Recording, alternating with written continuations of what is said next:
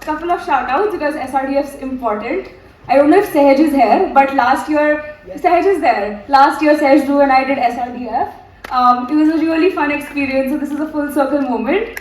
Huge shout out to Shaurya and Dhruv. It's been so amazing and so fun to team with them. Okay, alright. I'll start off with my speech on the self count of 3, 2, 1.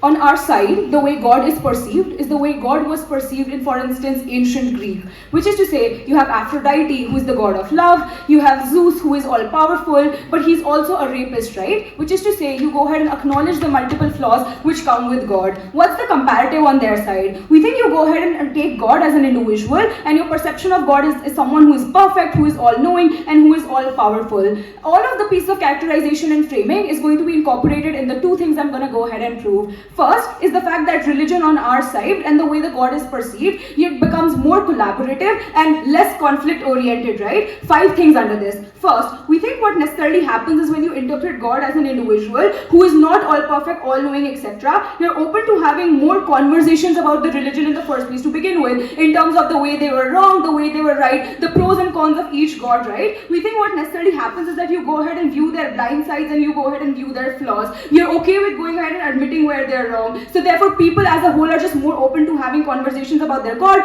something which does not happen on their side. But second, if your God is all perfect, other gods are it's justified for you to make other gods angry, because you don't really see a consequence of going ahead and actually being liberal and not questioning the other, not questioning other gods in the first place to begin with. Which is why you're okay with upsetting other gods, which looks like destroying temples, and just conflicts as a whole is easier because you don't really see a reason behind not doing these things, right? Because your God will protect you. But thirdly, it becomes easy for you to go ahead and blame minorities. This is because of the fact that if God says that a particular group of individuals like Dalit or some other minorities are imperfect, you have no reason to go ahead and question God because your God knows everything. At that point in time, it becomes extremely easy for you to go ahead and just believe in two things, which is to say, if your flawed God on the comparative actually says the same thing, you are not open to believing those same things because of the fact that you know that your God could potentially be wrong and is propagating things which can potentially be incorrect, right? But then fourthly on dogma, and this is important,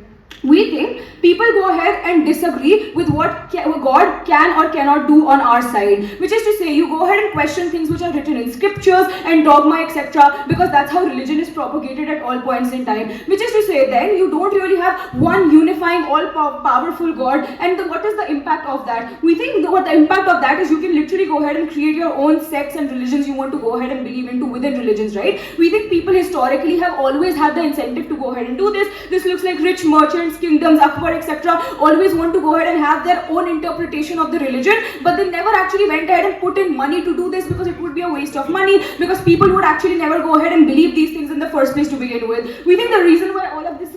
Sure, go ahead. What God is saying Dalits are bad?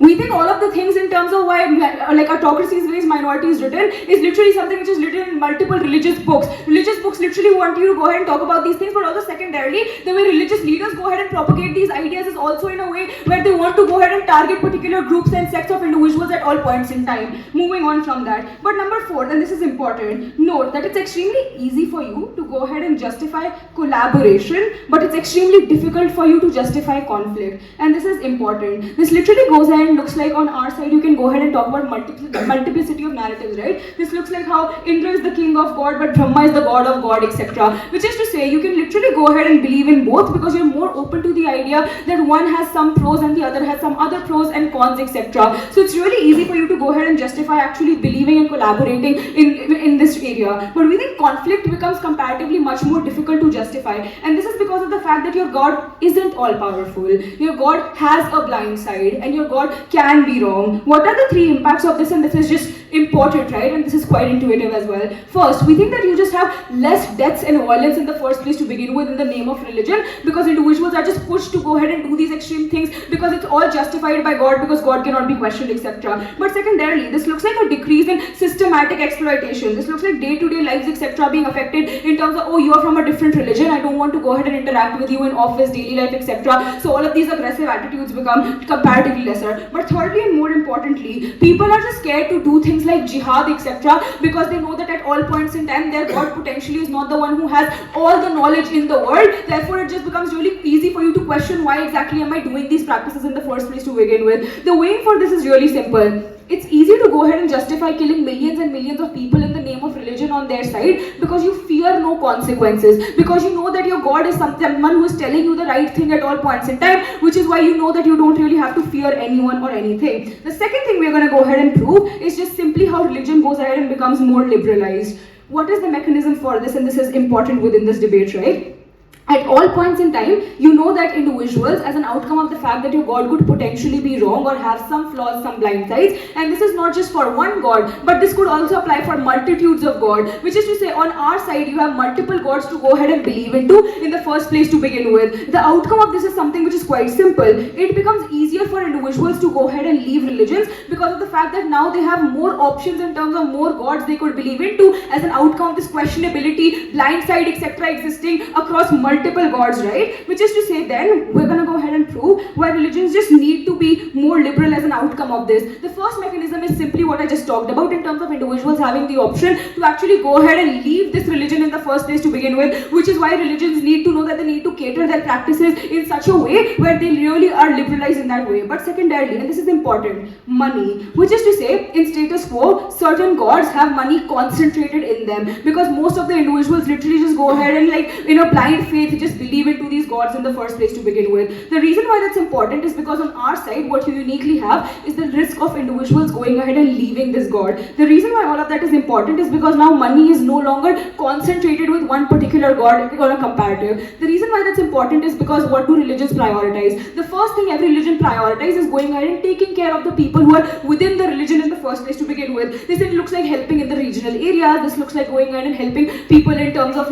donations, charities, etc. for their own people. We think that's going to symmetrically happen. But when you decrease this excessive money on their side, what's going to happen is the way people go ahead and use this in bad expansionary ways in terms of causing conflicts, etc. to go ahead and expand your religion. On our side, comparatively, religions are going to go ahead and continue to compete with other religions as an outcome of wanting them to go ahead and stay, which is why we think all religions are going to be comparatively more moderate and give you more moderate benefits. But thirdly, flawed God provides minorities a way to go ahead and protect their identities in the first place to begin with. This looks like things like how you go ahead and acknowledge the fact that Durga becomes really angry and aggressive, or how certain gods can drink alcohol. The reason why this becomes important is because you can reinterpret this violence in terms of Durga's actually having respect for them, right? We think all of these flaws just help you actually conceptualize flaws in human beings and actually better deal with those, which is why another reason why religion becomes liberalized. Proud to propose. Politics are not a product of theocratic debates between the Pope and the Imam in terms of deciding who is the better God. Discrimination against Dalits isn't a product of Hindu religion. Dalits are literally called Harishans, the people that are closest to God. If anything, it is religion that provides a respite to these individuals in the first place. What then causes these conflicts, right?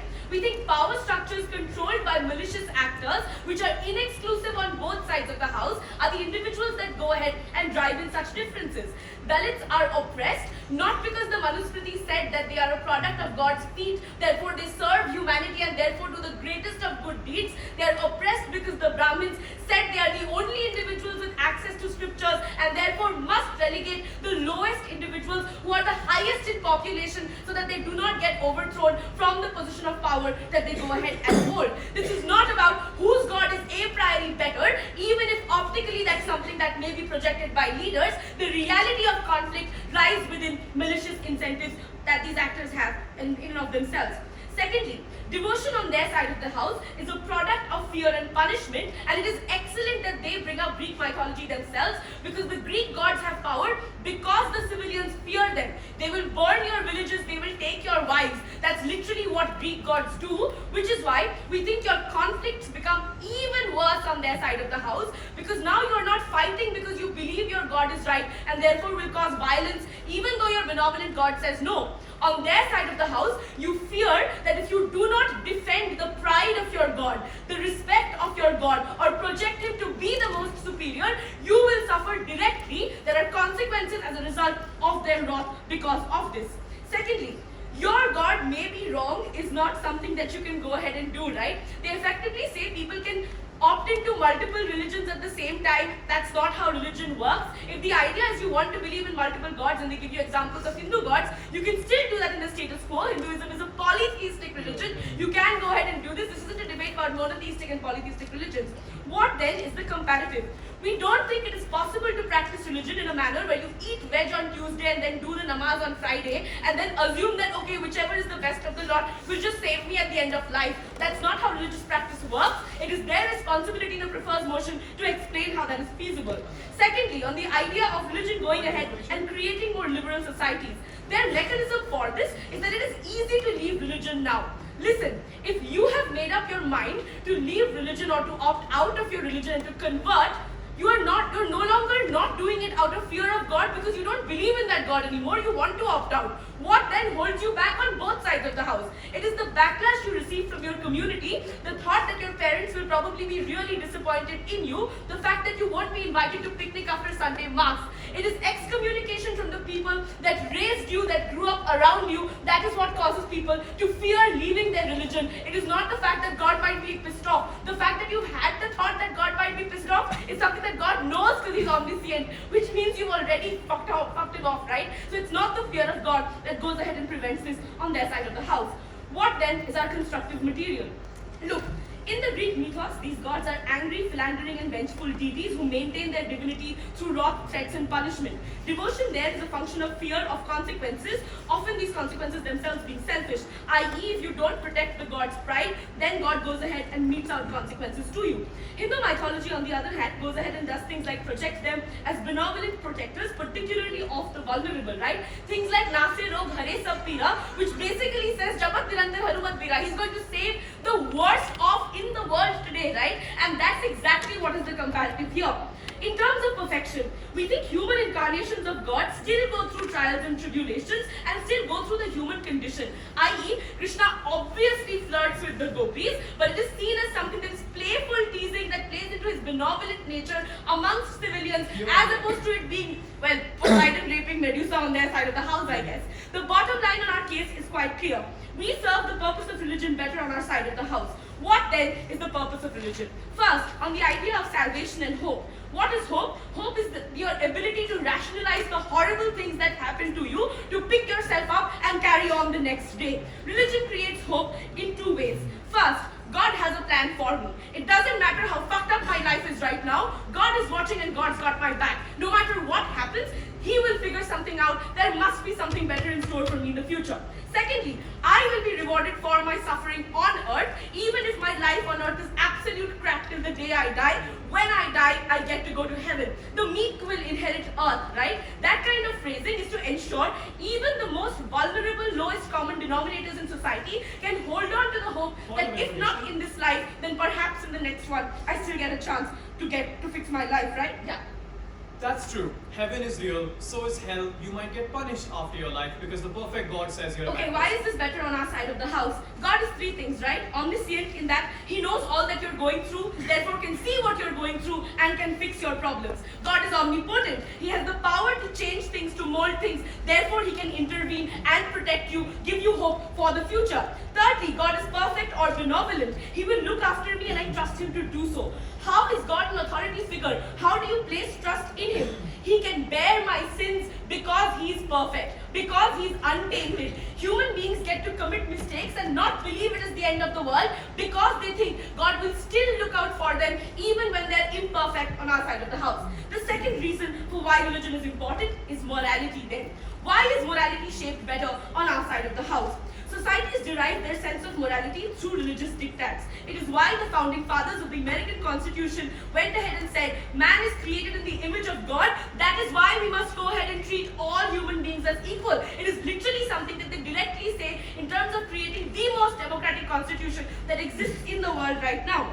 These are universally acceptable, reasonable principles. Things like love thy neighbor, i.e. God sets the standard of morality on our side of the house. That is somebody that you aspire to become. When Ram is Maryada Purushottam, you believe that that is an achievable goal. He really is the epitome of a perfect man, and your life's function is to ensure that you strive to become who he was. You strive to become benevolent. You strive to put the needs of the people before your own personal needs, even if that means you wage an entire war to save her, but give her up regardless, right? Placing the greater good before your selfish need is what the benevolent God does on our side of the house. He is the God that gives you hope. He is the God that saves your morality. Incredibly proud to oppose. Is that guns don't kill people, those holding the guns do.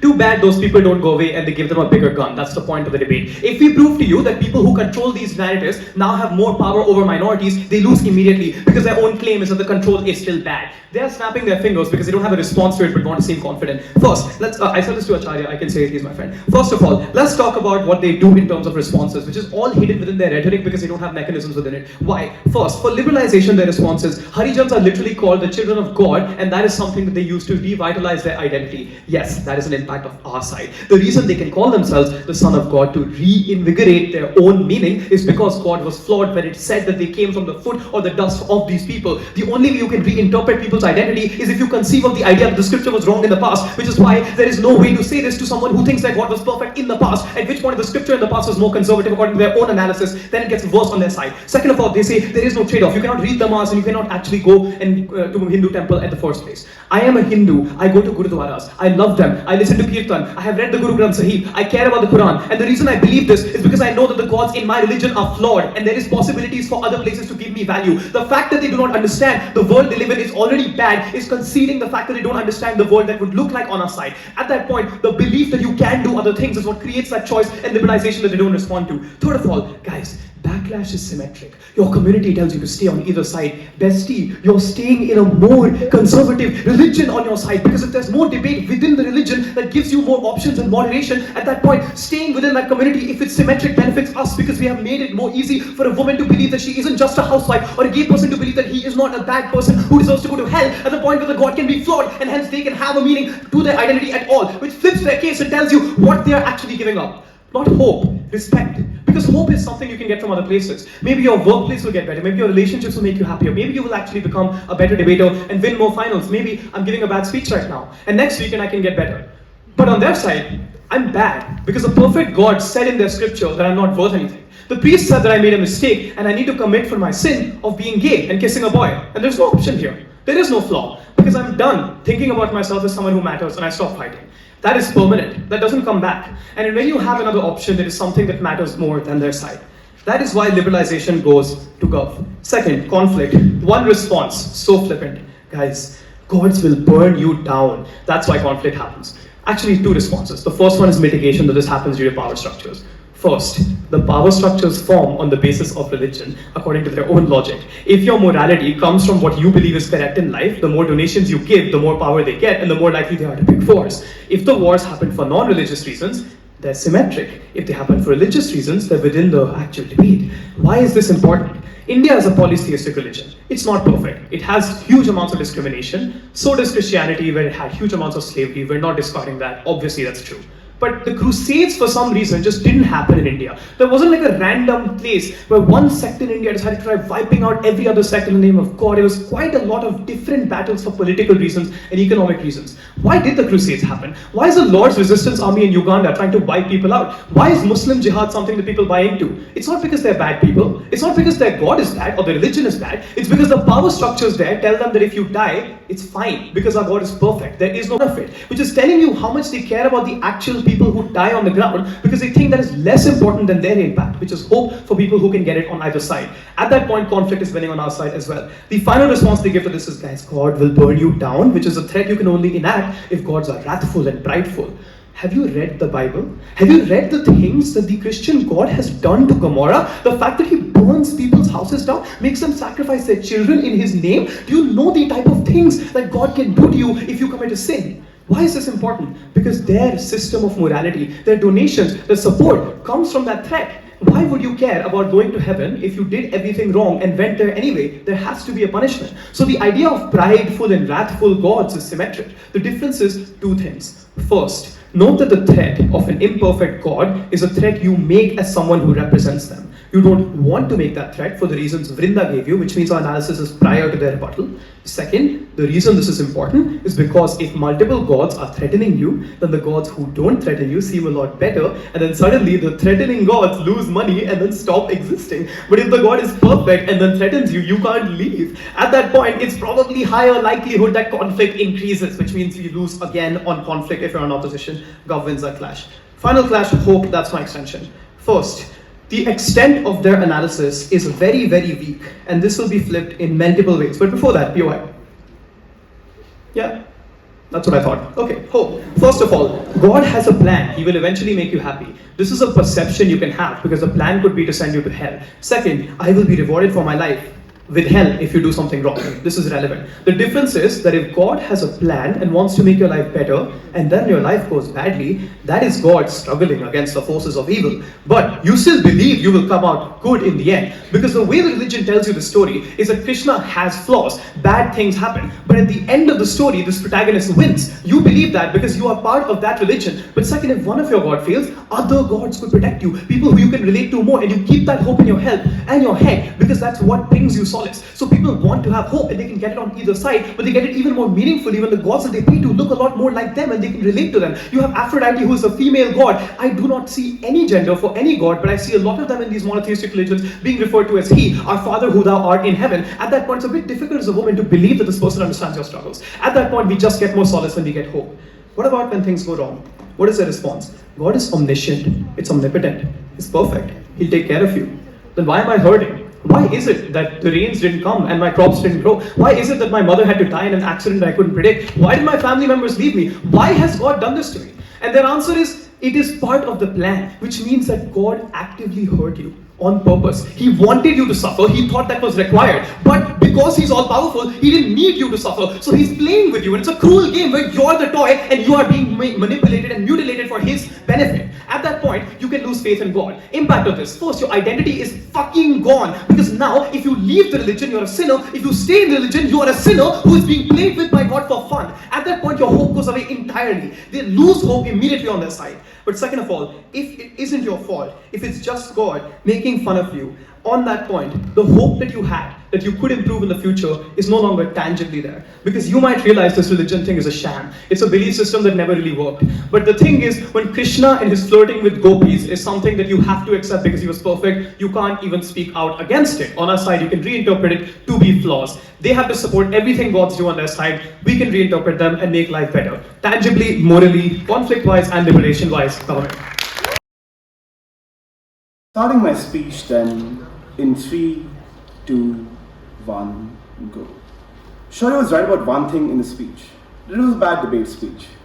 One very basic reason. This house prefers the world motion. You're supposed to retrospectively build up a world and tell us when this narrative exists, how religions will crop up. At no point of time have they ever, one, committed to a counterfactual. They're mixing between examples. In some instances, certain religions are showing perfect gods. In some other examples of their own, for example, for the same religions are showing imperfect gods. I'm rather unclear what is the counterfactual they're committing to. Please do the burden check when you are assessing their arguments.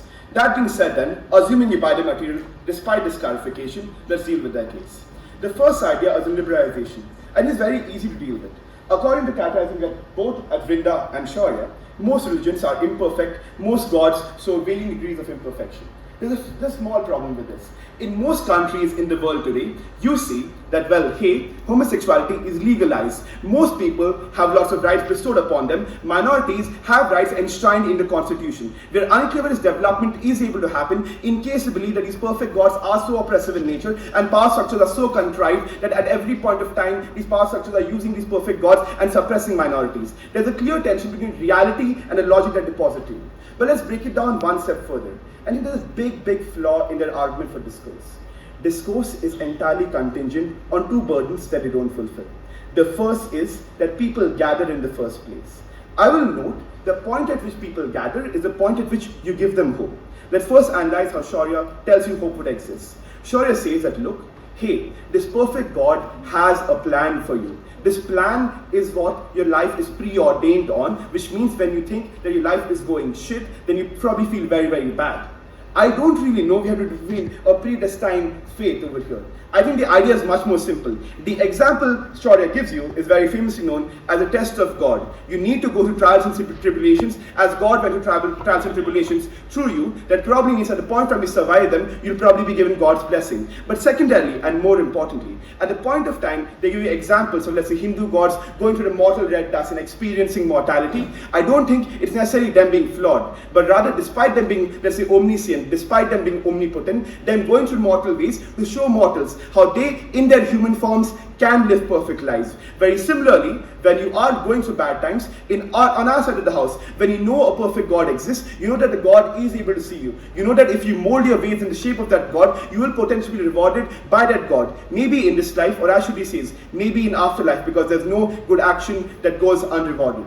But note, secondarily, on their side of the house, it is very important to see how exactly they construct hope.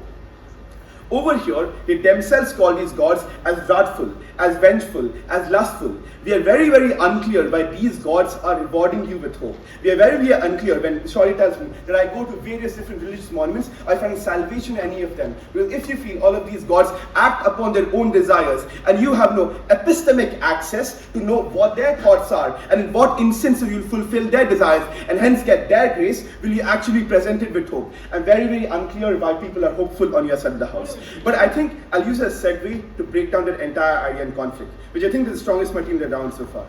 I think it's based on a rather silly misconception.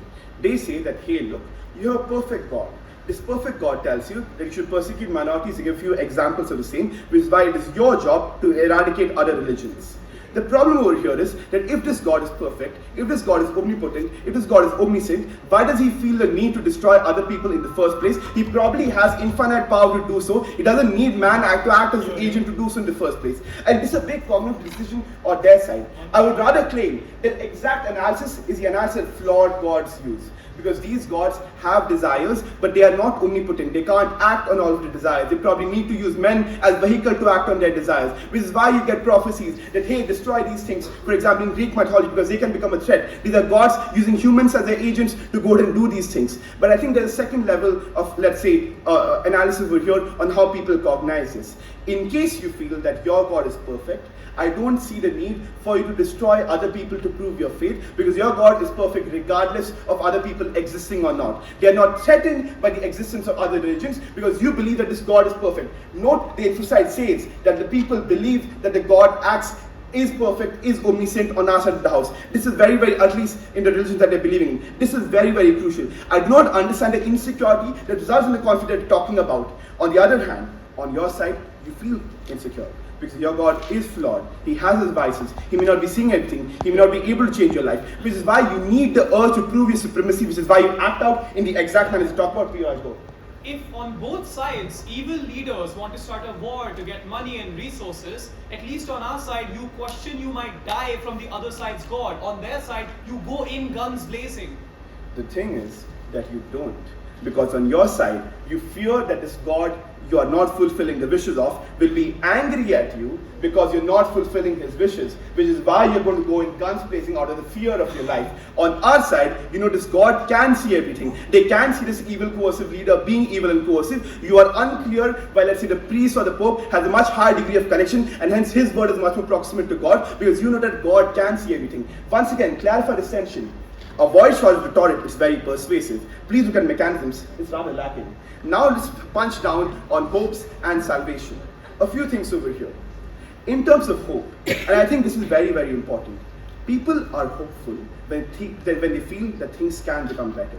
I think first we need to understand how people view bad life on their side of the house. We think that the God is flawed. In many instances, you may feel this is karmic destiny bestowed upon you. Maybe in your past lives you angered this God. For example, many people have done across Greek mythology and been turned into animals or slaves or things along those lines. Or maybe you did something to anger God, which is why when I have punishment that you simply cannot escape from. On our side of the house, when you believe that the God is omniscient or omnipotent, as Shruti talks about, you have this part where if you serve yourself in the image of the God, there's potential salvation either in this life or in afterlife. But more importantly, in terms of bearing sin, and I think this is very, very crucial.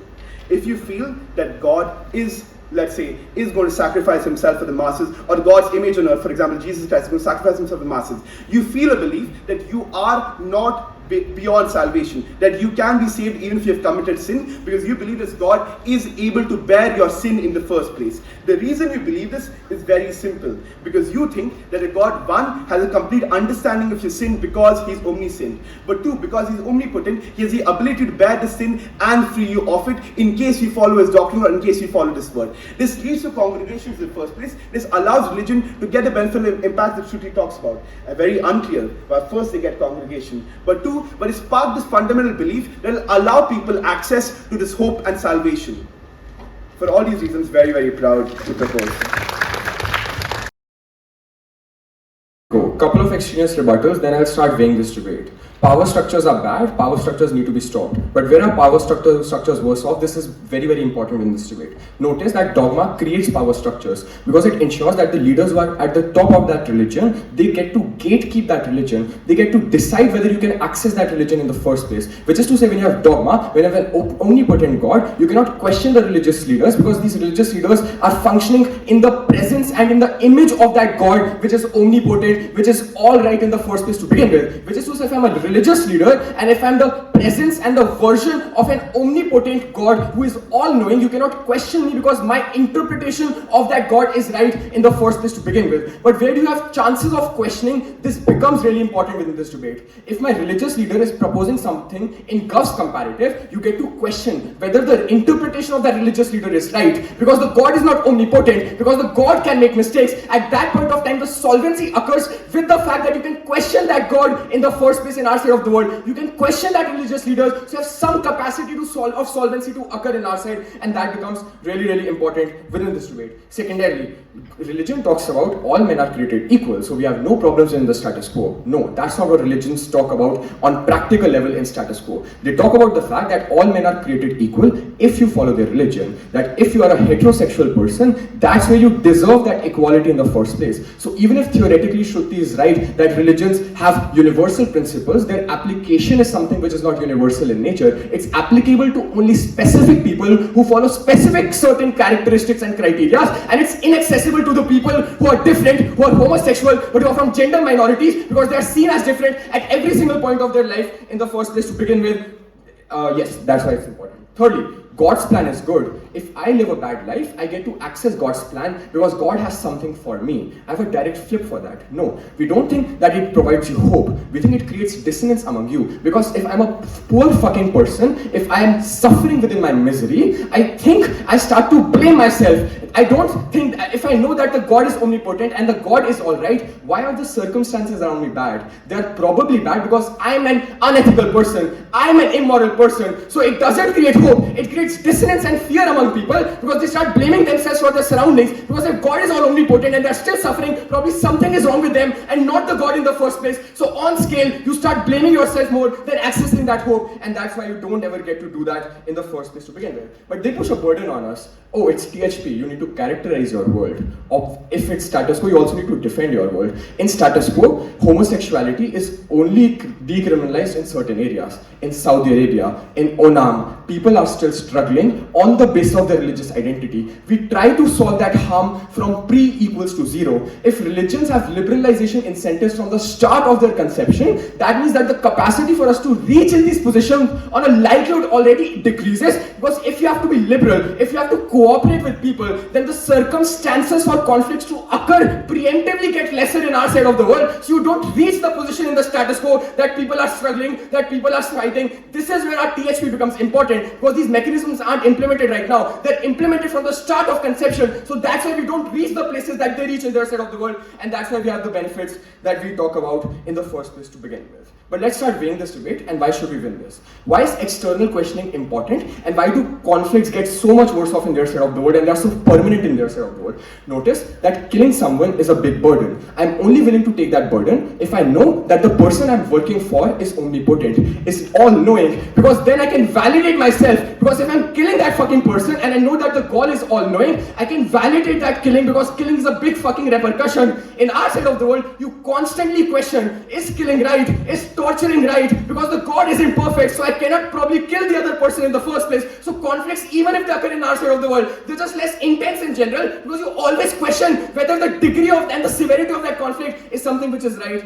and something which is important. Let's weigh conflict on 3 metrics and why it's worse off in their side. Firstly, on permanence. Notice that still Christians and Muslims are still fighting, but it happens decades and decades after. Why do you still fight, and why is it more permanent in nature? It's more permanent because if your God is all-knowing, if your God is all-powerful, it's permanent because it's irrational. Because if you cannot question your God, then the conflict cannot stop till you win. If it cannot stop till you win, then it's permanent in nature. But secondarily, the conflict becomes part of your identity because losing the battle feels like you're bringing your God down. So the path towards spiritual fulfillment becomes bringing the other person down, becomes increasing that conflict in the first place. But thirdly, your solace gets contingent on harming the other side. If I'm in a conflict in their side of the world, I get my solace by killing more people. If I kill 10 people, then I access more hope. If I kill 15, I get to access more hope. So solace is always cyclical. So the severity of conflict always is more in their side of the world. But fourthly, you start blaming them for your life. If I'm in a conflict with another religious identity, the conflict means that we are infighting, that they are killing people who are from my identity. That means conflict in their side of the world, they just are more permanent and they just are more intense in general. What's the harm of that and how do you prevent that? Number one,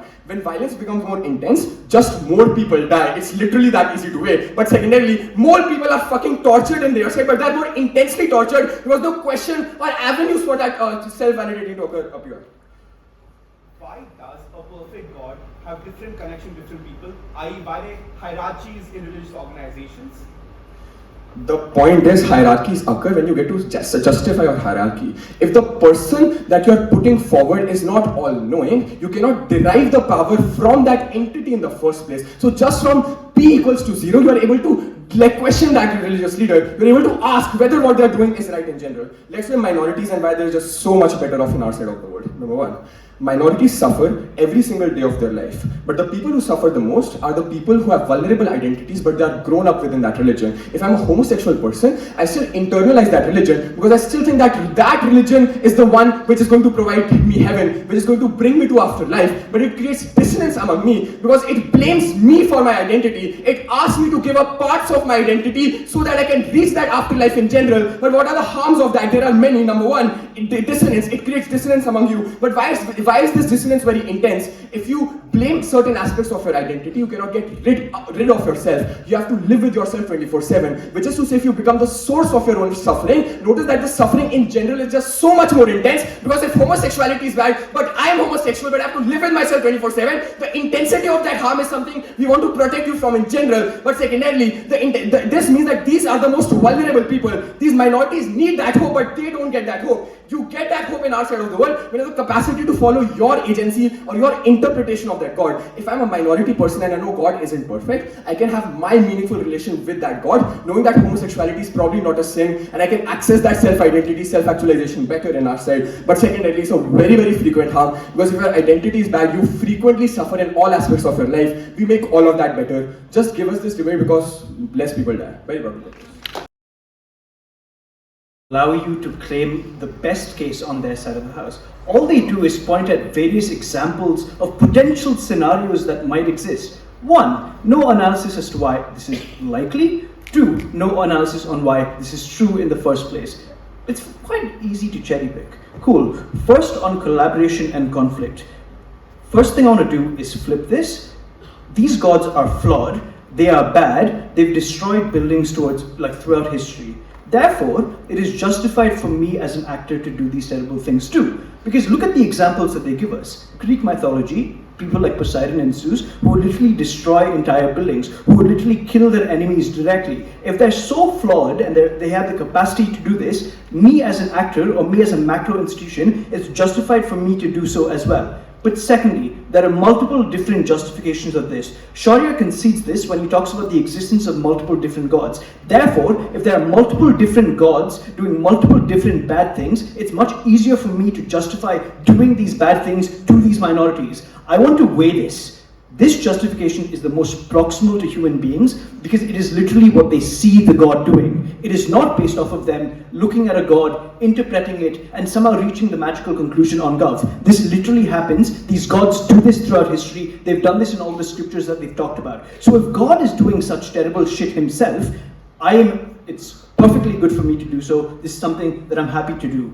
The second thing I want to do No. The second thing is in terms of what happens on the comparative. The first response is, if God is all-seeing and all-powerful, he has the capacity to like dissuade me from doing so. He has the capacity to like do the stuff that Shaurya asked in his POI, i.e. send me to hell. Therefore, that deterrence uniquely exists on our side of the house, because if God like isn't doing this terrible thing, but also if God is all-seeing and all-powerful, then he can do he can just enforce this on me as an actor itself. But the second thing here is because he is all-seeing, all of the stuff that Shruti talks about is like weaponizes in the debate. That is, everyone is equal, and like God sees everyone, and God takes care of everyone in the first place. The second thing is in terms of morality, and the second thing is the second bit of flippage on like this conflict stuff. The first thing they concede is that power structures exist.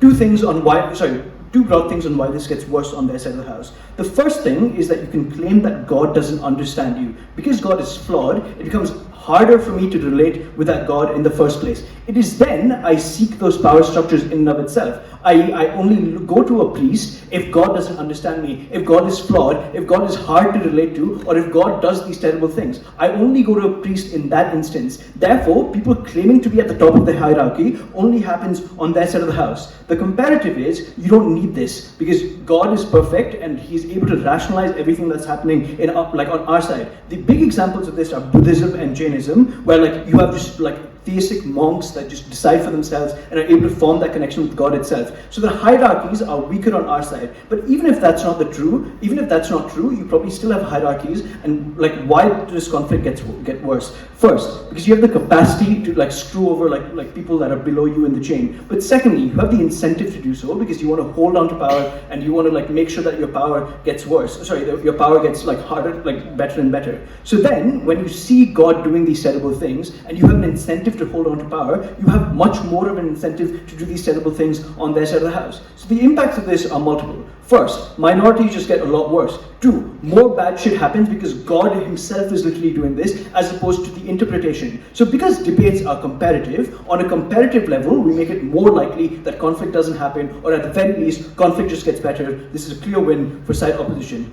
The second thing I want to deal with is on hope, but before that,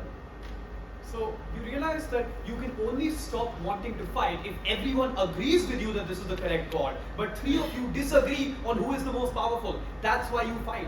So I think the first thing this does is symmetrize their argument on how you have conflict between different religions, because the conflict is based off of the fundamental differences that exist in your identity. But two, let's take them to their best. Let's take them at their best. If we can prevent conflicts from happening in the first place, it doesn't matter whether these go on and on, because at the very first point, we make it more likely that these conflicts don't happen because the direct notion of God doing this just doesn't exist. Second, on hope, the first premise of this argument that we tell you is that people are fearful. But the crucial frame that exists here is that people are committed and are devoted to God on both sides of the house. There are two reasons for this. First, because religion holds an immense power over you as an individual on either side of the house. Note that they need this for any of their arguments to hold sense in the round, because all of their stuff on questioning requires opt-in in the first place. But secondly, you're just raised in a religion by your parents, you're probably born into religion in the first place. So at that point specifically, a few things happen. First, people still worship these gods and people still hold them in high regard.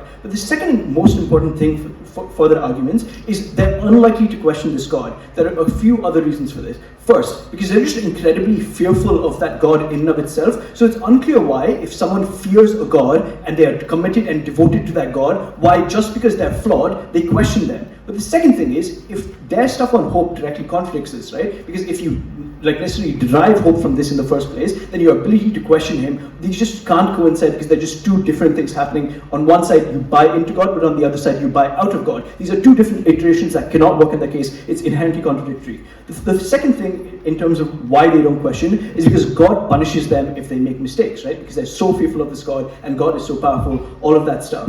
When life is shit then, what changes on their side of the house? First, you have no aspirational value, or you have less aspirational value because that God in and of itself just has terrible things that happen to him. But secondly, you're able to question this. You just don't question this on their side of the house because God is flawed and God has had incredibly terrible things happen to them. To them, he, she, them. So there are a couple of impacts of this. First, individuals are just incredibly insecure about the bad experiences that they have because God also has gone through those bad experiences. Therefore, you're unable to aspire for that perfection, all of the stuff that we tell you at first and second. In that, the aspirational value necessarily has to exist in order for you to be able to rationalize the circumstances that you have. But secondly, this just affects the most vulnerable in society the most, right? When they have the most terrible lives, they're able to aspire to that perfection and aspire and be like, this is God's test, this is God's plan, God has a purpose for me and living in my life. The weighing on hope is massive. First, it happens at many instances in individuals' lives. Even if small bad things happen, you're able to rationalize this to a far better degree. But secondly, even on the macro level, it happens 1 to the most vulnerable people, 2 to the people whose lives are the most shit, but 3, even if people's lives are good, they're able to buy into God in a way that's beneficial to them. For all of those reasons, we win on conflict, flipping them, we win on hope. Please oppose. The side that they are defending is one where your gods look like the gods within Greek mythology. Ours is one where they look like the gods that you see within Hindu mythology. Note, devotion is not a choice like elections. You don't get to pick the best candidate comparing who has the best manifesto and then go ahead and opt into religion. We would all be Buddhists otherwise, right? Religion is what you are born into. It is how you are raised. It is how you differentiate between right and wrong. It is your dietary preferences. It is the festivals that you celebrate and therefore gets conditioned into you from a very young age. Therefore becomes hard to depart from on both sides of the house.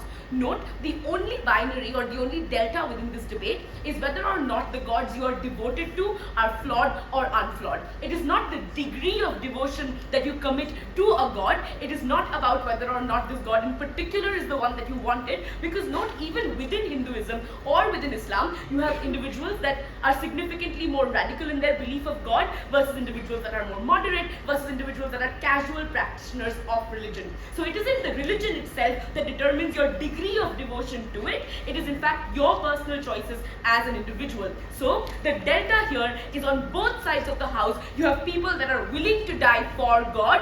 It does not matter whether this God is flawed or not.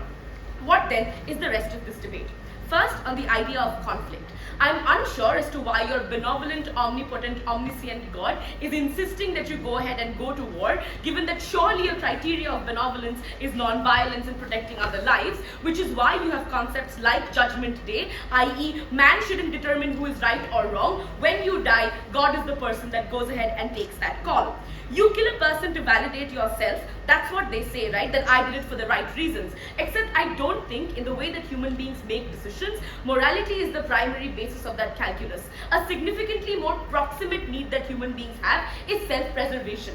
We tell you this right from first. On their side of the house, you go ahead and still participate in conflicts because you fear that if you do not go ahead and do this, you will receive consequences from your angry, vengeful God.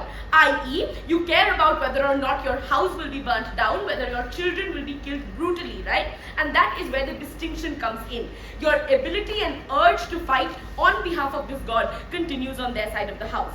Second, on the idea of progressive values. It is ridiculous to want to set this debate in places like Oman and Saudi Arabia, and is honestly just bad faith debate, right? These are resource-rich countries where you have oppressive people in power. They will use anything to subjugate the people under them to maintain that power. If it wasn't religion, it would have been nationality. If it wasn't nationality, it would have been ethnicity. Bad people do not need religion to go ahead and oppress you. I promise you they will find a means to be able to do it regardless.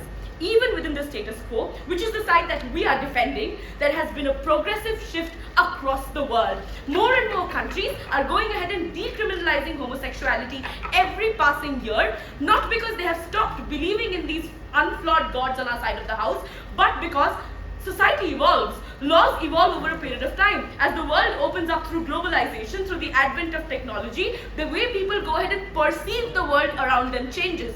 We tell you this at an op in my response when I go ahead and claim progressive change is inexclusive, sexist gods are inexclusive. The Greek mythology treats their women like shit. They cannot come up here and give you a La La Land counterfactual where all of their gods are, I don't know, gay and really feminist. I don't know why that's true. They can't just give you a counterfactual. They need to prove why it's the likely counterfactual. What then stands on our side of the house? If suffering and human suffering is inexclusive, how do individuals respond to human suffering? On our side of the house, they perceive it as the test of God, brave their way, grit their teeth and get through it. If my life doesn't get better while I am alive, I will live an excellent life in Jannat, and that's effectively how human beings function. They have no mechanism for hope on their side of the house. Also, they just don't tell you how morality ever evolves on their side of the house in the absence of religion, so that's just unengaged with. So proud to win. With my mom recently, where she told me that Ram is Maryada Purushottam. Because Maryada is human. The most perfect human still has flaws, which is why she told me that when Ram treats Sita in a way that's disgusting, I can look down upon him and know that I could be better. Because even if a god is good and he's a role model and hopeful, on our side there are things that he could work towards. The difference, however, is that didn't change my perception of whether I'm going to heaven or hell. Because guess what? The belief system you're indoctrinated into, the one that holds so much control over you, doesn't want to tell you you are going to hell. What they do want to tell you is that you will eventually get to the light at the end of the tunnel. There is hope. There is multiple gods who can get you there. Which leads me to the first reason that the government is winning this debate and hope is just out. First, what do they do in reply to try to get out of the claim about hope? Their claim about hope is, guys, God is when you die and you go to heaven and you feel good because something good happens. Did they give you a single reason why there is no heaven on our side? If they didn't, then presumably it exists anyway, which means the difference is on your perception of belief. We explain why it exists, by the way, because you want to have some reason to make people feel good, hence you want to opt into hope. This was all in my speech, you can check your notes. At that point, the good part of hope is symmetric. People who want to believe they'll go to heaven will believe it. But 3 ways we broke that clash on the good part of hope. First, you can't believe that you can go to heaven or feel like a good person if you don't have identities that you can relate to within those role models, because you feel like you cannot actually do the things that this God did, and because that perfection is something you can't achieve, you aren't good enough.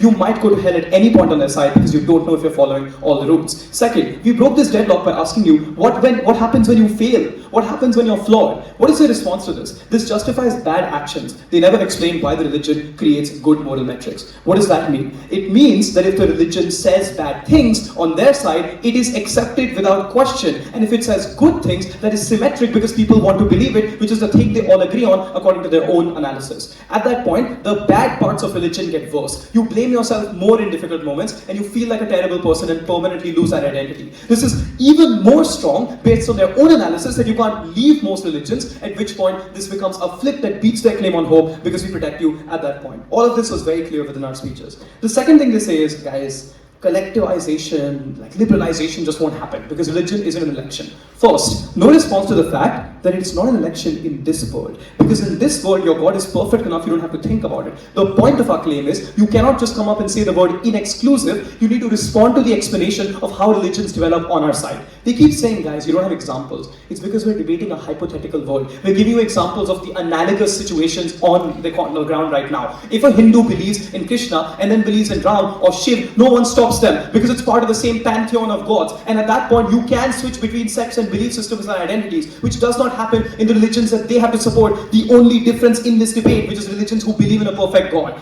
At that point, in our side, you get more option to move and it liberalizes. Again, this wins on a second path to victory. Because if it is the case that we moderate our religions and collaborate with others more often, we have less conflict. Even if you don't buy the thing we're obviously winning on, which is conflict, and the thing that we flipped them on, hope, this shows you that in everyday life, the frequency of interaction you have with yourself, the way you interact with your community, the perception you have of what the world is, every day, you have a voice. You can say something. You can disagree with what people say. You can come up with an interpretation that fits you and your own identity. When they say that it's okay sometimes for people to commit flaws because the leaders are bad, that is a benefit on our side. Because on their side, only the leaders can commit flaws because they're not even flaws on their side. They're literally the perfect God telling you that it's okay for the Pope or the priest to harass people because they are messengers of God and they can do no wrong. On our side, at least everyone has access to that identity and that happiness. At which point, we flip the access to the benefit of liberalization on their side. The final thing is conflict and how absolutely unresponsive they are.